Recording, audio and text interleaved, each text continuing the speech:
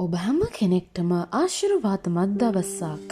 අද 2025 ජුනි මාස 5 වෙනි බ්‍රහස්පතින්දා දෙවියන් වහන්සේගේ මනුෂ්‍යයා පාස්ටර් ක්‍රිස් යථාර්ථයේ රිද්මය පණිවිඩය තුලින් අපට ගෙනෙන්නා වූ ඒ අනර්ග දේව වචනේ පණිවිඩයට අපගේ අවධානය යොමු කරන්නට යනවා. ඉතින් ප්‍රථමයෙන්ම අද දවසේ තේමාවට හා තේමා බයිබල් පාඨයට අපගේ අවධානය යොමු කරමු.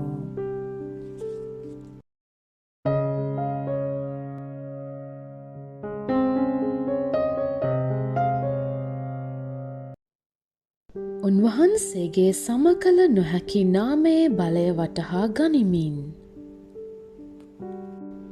නුඹලා මාගේ නාමයෙන් ඉල්ලන කොයි දෙයක් වුවත් පුත්‍රයා තුල පියාණන් වහන්සේ මහිමය ලබන පිණිස මම ඒක ඉෂ්ට කරන්නෙමි. නුඹලා විසින් මාගේ නාමයෙන් කොයි දෙයක් ඉල්ලුවත් මම ඒක ඉෂ්ට කරන්නෙමි. ශුදු යොහාන් 14 වෙනි පරිච්ඡේදයේ 13 වෙනි පදය සහ 14 වෙනි පදය ලෙස කියනවා. යේසුස් වහන්සේගේ නාමය සමකල නොහැකි සුවිශේෂීතාවයක් හා බලයක් දරන බැවින් එම සමකල නොහැකි නාමයේ වැදගත්කම සියලු කිතුණුවන් වටහා ගත යුතුය. කොලොස්සි පළමුවෙනි පරිච්ඡේදයේ 16 වෙනි පදයේ සිට 19 වෙනි පදයෙහි පාවුල් අපෝස්තලතුමා ස්වාමී වූ යේසුස් වහන්සේගේ ප්‍රකට වූ විශිෂ්ටත්වය අවධාරණය කරයි.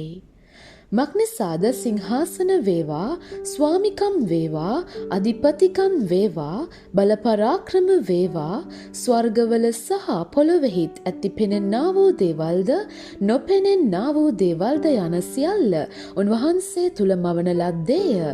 සියලු දේ උන්වහන්සේ කරන කොටගෙනද උන්වහන්සේ උදෙසාද මවා තිබේ. උන්වහන්සේ සියල්ලටම පළමුවෙන් සිටිනසේක. සියල්ලද උන්වහන්සේ තුල පවතිනේය.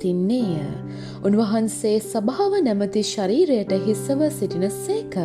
උන්වහන්සේ පටන් ගැන්මව මලවුන්ගෙන් කුළුඳුලාව සිටිනසේක.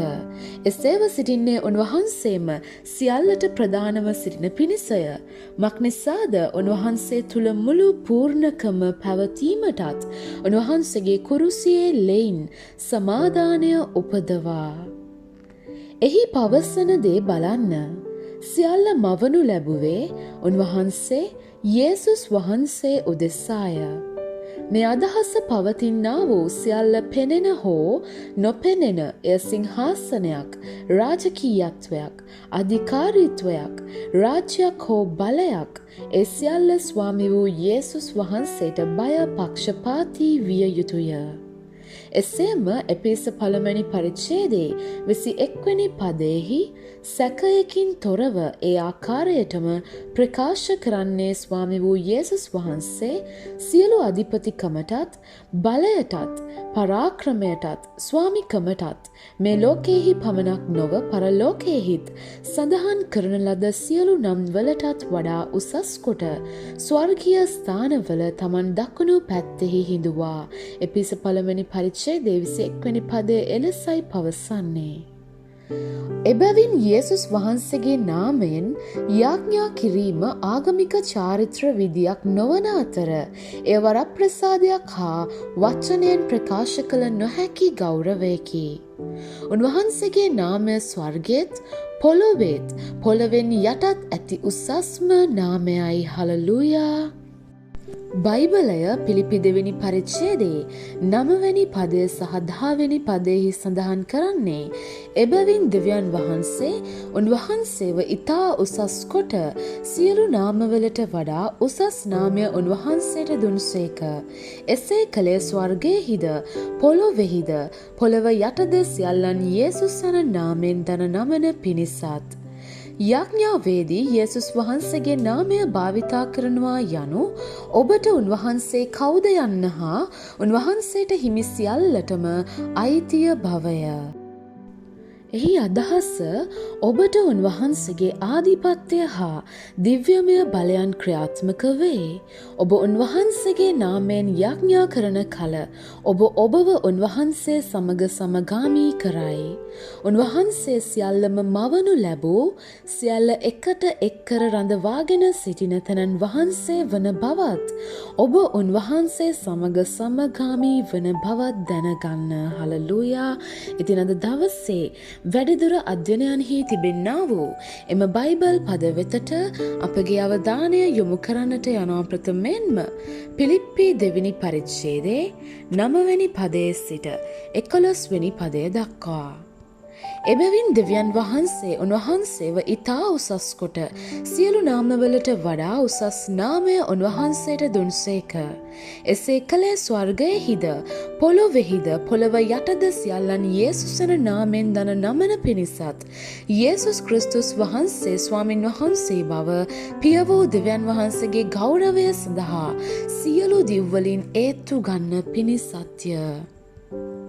ඒ වගේම ක්‍රියා 3 වෙනි පරිච්ඡේදයේ 14 වෙනි පදයේ සිට 16 වෙනි පදය දක්වා මෙසේ නුඹලා ශුද්ධ වූ ධර්මිෂ්ඨ වූ තනන් වහන්සේව එපා කොට මිනී මරුවෙකු නුඹලාට දෙන පිණිස ඉල්ලා ජීවනයේ අධිපතියාව මැරුවහුය.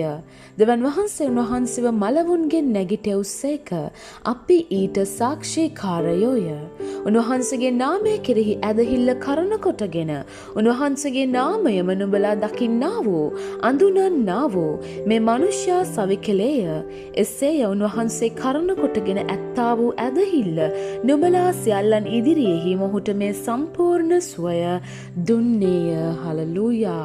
ඒ වගේම එපිස 1 වෙනි පරිච්ඡේදයේ 20 වෙනි පදයේ සිට 22 වෙනි පදය දක්වා උන්වහන්සේ ක්‍රිස්තුස් වහන්සේ තුළ ඉෂ්ට කළා වූ ස්වකීය පරාක්‍රමයේ ශක්තිමත්කමේ ඒ ක්‍රියා කිරීමේ ප්‍රකාරයට ක්‍රිස්තුස් වහන්සේව මලවුන්ගෙන් නැගිටුවා සියලු අධිපතිකමටත් බලයටත් පරාක්‍රමයටත් ස්වාමිකමටත් මේ ලෝකයෙහි පමණක් නොව පරලෝකයෙහිත් සඳහන් කරන ලද සියලු නම්වලටත් වඩා උසස් කොට ස්වර්ගීය ස්ථානවල තමන් දකුණු පැත්තෙහි හිඳුවා සියලු දේවල් උන්වහන්සේගේ පාදවලට යටත් කොට සභාව උදෙසා සියල්ලට ප්‍රධානියා වෙන්ට උන්වහන්සේ නියම කළසේක.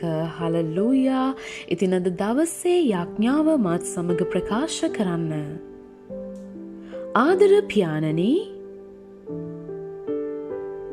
යේසුස් වහන්සේගේ නාමේ ආධිපත්‍ය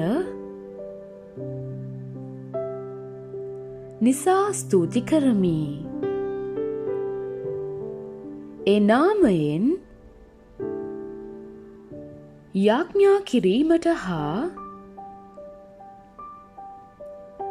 ඒවාට පිළිතුරු ලබා ගැනීමට දී ඇති අවස්ථාව නිසා ස්තුති කරමි. තත්වයන් වෙනස් කිරීමට හා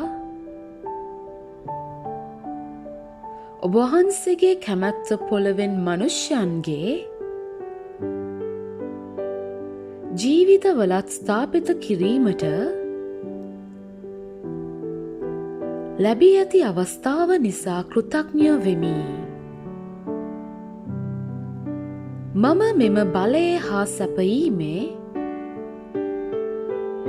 සම්පූර්ණතාවයෙන් ගමන් කරමි. යේසුස් වහන්සේගේ නාමයෙන් ආමේන්.